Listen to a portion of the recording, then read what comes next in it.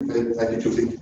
The last overseas trip I was able to take prior to the pandemic was actually to Artsakh. And the most important part, the most meaningful part of my visit there was the time I spent at Dadi, which is a monastery more than 1,000 years old.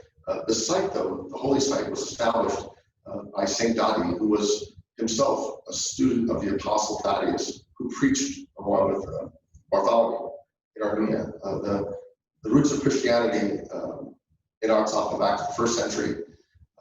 Archbishop Margaret, who spoke at the IDC summit, spoke about that, how Artsakh was the only part of the Soviet Union that was not allowed to operate a single church.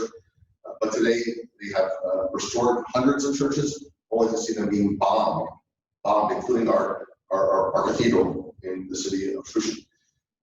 So the Christian roots in Artsakh run very deep, and the people there are profoundly devout and have faith in themselves, faith in the world, and faith in God. Stepping back, to think about Artsakh, I think about Artsakh as a very American story. It's the victory of a free people over foreign rule. It's the civics I learned about 1776 when I was in grade school. It's about people having the right to choose their leadership. The words of our own Declaration of Independence, that the just powers of government are derived from the consent of the governed. That's all they ask, nothing more or less than what we would expect for ourselves as Americans. What's at stake here is Turkey and Azerbaijan, Erdogan and Aliyev, trying to finish the work of 1915. Two nations of about 100 million people, large armies, massive economies, bullying, destroying, pummeling a small nation of about 3 million people, a landlocked, blockaded, partitioned genocide survivor state, being nailed to a cross, being nailed to a Caspian oil rig while the world watches.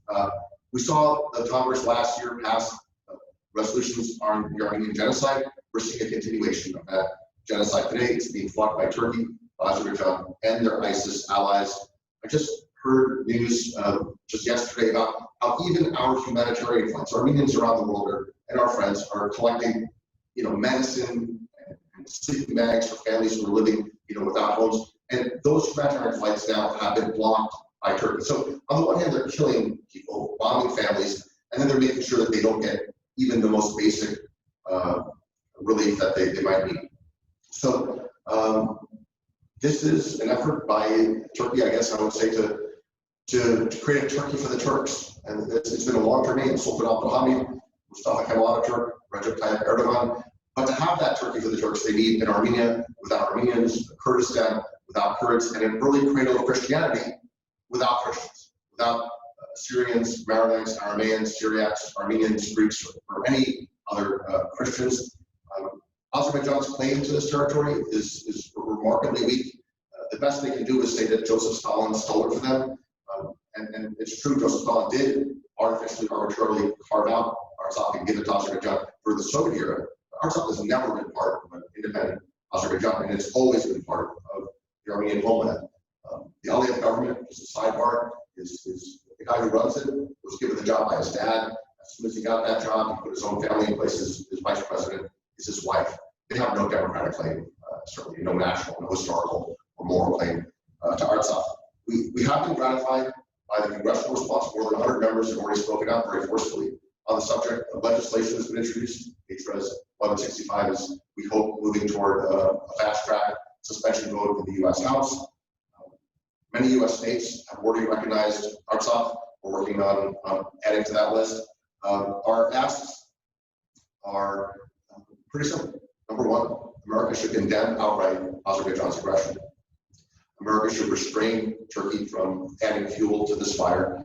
We need to enforce sanctions for all the reasons that Andy discussed, but also over these atrocities. And finally, there's a U.S. military program that even as we speak, even as bombs are falling, there's a USA program that's giving military aid to Azerbaijan. Every last dollar of military aid needs to be stopped immediately.